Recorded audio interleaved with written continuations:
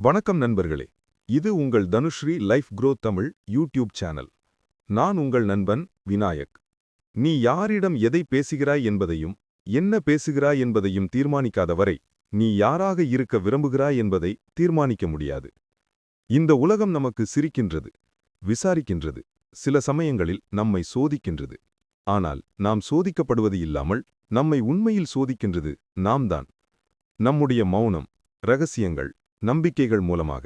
ஒரு மனிதன் சிறந்த வாழ்க்கை வாழ வேண்டுமென்றால் அவன் வெளியில் எதை பேசுகின்றான் என்பதை விட உள்மனதில் எதை அடக்கி வைத்திருக்கின்றான் என்பதே முக்கியமானது. இன்று நீங்கள் இந்த வீடியோவில் பார்க்கப் போகின்றீர்கள் வாழ்க்கையில் ஒரு மனிதன் வெளியில் சொல்லக்கூடாத 5 முக்கியமான இரகசியங்கள். இவைகள் சாணக்கியர் சொல்லியதும், இதிகாச புராணங்கள் காட்டியதும், பஞ்சதந்திர கதைகள் உணர்த்தியதையும் ஒரே நேரத்தில் உங்கள் வாழ்க்கையோடு இணைக்கும் வகையில் சொல்லப்பட்டிருக்கின்றது. நம் வாழ்க்கையில் நாம் எதை வெளியே சொல்கின்றோம் என்பதை விட எதை மற்றவர்களிடம் சொல்லக்கூடாது என்பதிலே நாம் கவனமாக இருக்க வேண்டும். அதில்தான் நம் வாழ்க்கையின் நிம்மதி, உயர்வு, பணவரவு போன்றவை உள்ளது. வாருங்கள் நண்பர்களே, அந்த 5 இரகசியங்களைப் பற்றி பார்ப்போம். 1. செல்வத்தின் அளவும் சொத்து பற்றிய விவரங்களும். நண்பர்களே, நாம் எவ்வளவு பணம் வைத்திருக்கின்றோம், நாம் பெயரில் எவ்வளவு சொத்து மதிப்பில் இருக்கின்றது, இது போன்ற விஷயங்களை நம்பிக்கூட யாரிடமும் கூறக்கூடாது. அதற்கு உதாரணமாக, பண்டைய காலத்தில் ஒரு சில பாண்டவர் நகரம் இருந்தது. அந்த நகரத்தில் ராமு என்ற பெரும் செல்வந்தர் வாழ்ந்து வந்தார். அவர் நல்ல மனிதர், கடினமான உழைப்பாளி. ஆனால் அவர் வெளியிலும் நட்பு வட்டாரங்களிலும் தனது சொத்து பெருமையைப் பற்றி பேசுவார். அதை கேட்ட ஊர் மக்களில் சிலரும் நண்பர்களில் சிலரும் ராமு மீது பொறாமைப்பட்டனர். மேலும் அவரின் அறியாமையை பயன்படுத்தி சிலர் அவரிடம் கடனாக பணம் வாங்கிக் கொண்டு பிறகு திருப்பிக் கொடுக்கவில்லை. இதனால் ராமு பெரும் நஷ்டத்தை அடைய வேண்டியிருந்தது. ஆகையால் நண்பர்களே, சொத்து என்பது பொழுதுபோக்கு அல்ல. அது அவசர தேவைக்கு மட்டுமே பயன்படுத்த வேண்டும். நம்முடைய வீண் பேச்சு நம் சொத்துக்களையும் பணத்தையும் நிம்மதியையும் விரயமாக்கலாம். 2. உங்கள் நம்பிக்கையானவர்கள் யார் என்பதை தீர்மானிக்க வேண்டும். ஆம் நண்பர்களே, நம்முடைய வாழ்க்கையில் பல ஏற்ற இறக்கங்கள் இருக்கும், தடுமாற்றங்கள் இருக்கும், மனக்குழப்பங்கள் இருக்கும், திட்டமிடுதலும் இருக்கும். அப்பொழுது நாம் ஆறுதலுக்காக ஒரு சிலரிடம் நம்முடைய அனைத்து கஷ்டங்களையும் கொட்டி தீர்த்து விடுவோம். ஆனால் அந்த நபர் யார் என்பதை நாம் தெரிந்திருக்க வேண்டும். நம் நம்பிக்கையானவர்களா என்று நாம் தெரிந்து கொள்ள வேண்டும். இல்லையென்றால் நாம் பெரிதும் நஷ்டப்பட வேண்டியிருக்கும். உதாரணமாக, ஒரு காட்டில் அணி ஒன்று இருந்தது. அது மிகவும் புத்திசாலி, நிறைய கனவுகளை கொண்டது. அது ஒரு பெரிய பண்ணையில் வேலை செய்ய விரும்பியது. அதாவது பயிர்கள், பழங்கள், தானியங்கள் போன்றவை கெடாமல் பார்த்துக்கொள்ளும் ஒரு பாதுகாப்பு தலைவராக வேண்டுமென்று. அந்த அணில் ஒரு நாள் அந்த திட்டத்தை ஆந்தையிடம் சொன்னது. நண்பா, நான் அந்த வேலைக்காக முயற்சி செய்கின்றேன் என்றது. மேலும் அந்த அணில் ஆந்தையிடம், நண்பா, நீ இந்த விஷயத்தை யாரிடமும் கூறாதே என்றது. அதற்கு ஆந்தையும் சிரித்தபடியே, கண்டிப்பாக நண்பா, நான் இந்த விஷயத்தை யாரிடமும் கூறமாட்டேன் என்றது, சிரித்துக்கொண்டே. ஆனால் அணில் நம்பிய அந்த ஆந்தை அன்று இரவே மற்ற விலங்குகளிடம் அதை கூறிவிட்டது. இதனால் பலரும் அணிலால் அந்த வேலையை எப்படி செய்ய முடியும் என்ற நிலைமைக்கு பேசுபொருளாக மாறியது. அடுத்த நாள் அந்த அணில் வேலைக்கு போனது. வேலை கொடுக்க வேண்டியவர் அந்த தகவலை கேள்விப்பட்டிருந்தார். அந்த வேலை அணிலுக்கு பதிலாக ஆந்தைக்கு கொடுக்கப்பட்டது. அணில் வாய்ப்பை இழந்தது. இதனால்தான் நம்முடைய இரகசியங்களை யாரிடம் கூற வேண்டும் என்று நாம் தீர்மானிக்க வேண்டும். அனைவரிடமும் எந்த விஷயத்தையும் பகிரக்கூடாது. 3. இரகசியம், உங்கள் குடும்ப பிரச்சனைகள். நண்பர்களே, குடும்பம் என்பது ஒரு தனி மனிதனின் கோவிலாகும். அவ்வப்போது குடும்பத்தில் சில பிரச்சனைகள், சண்டைகள் போன்றவர்கள் வரத்தான் செய்யும். அது நாளடைவில் சரியாகிவிடும்.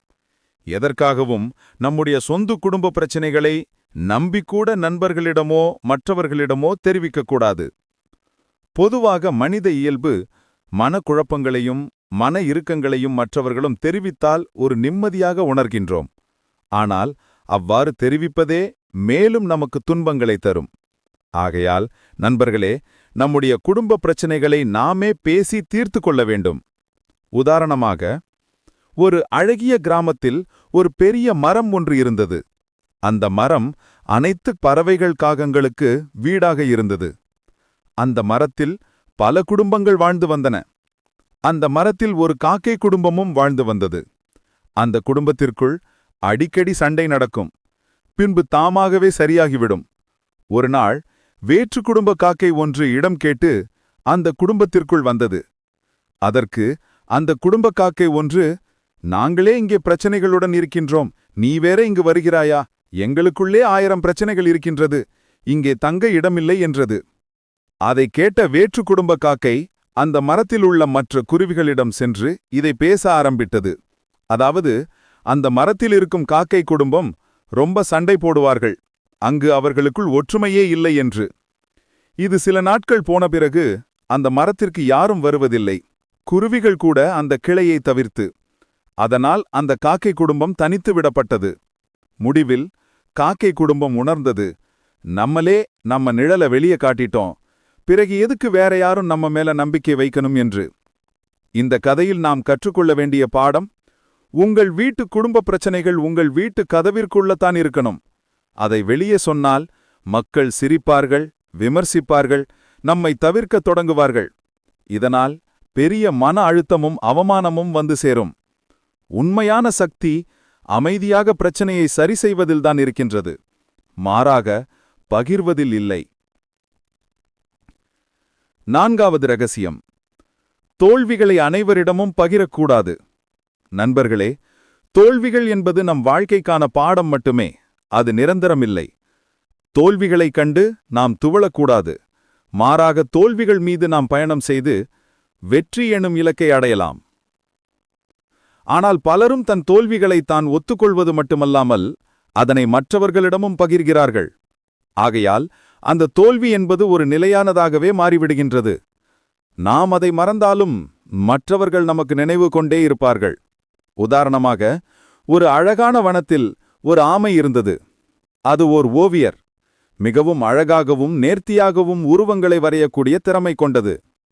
தனது வாழ்க்கையில் பல வெற்றிகளையும் சிறந்த ஓவியர் என்ற பட்டத்தையும் பலமுறை வாங்கியிருக்கின்றது. ஆனால் ஒரு நாள் நடந்த போட்டியில் அந்த ஆமை தோல்வியை தழுவியது. அதனால் அந்த ஆமை மிகவும் வருத்தப்பட்டு அந்த கதையை அனைவரிடமும் சொல்லத் தொடங்கியது. நான் என் முயற்சி முழுவதும் பண்ணினேன், ஆனால் நான் தோல்வியடைந்து விட்டேன் என்று.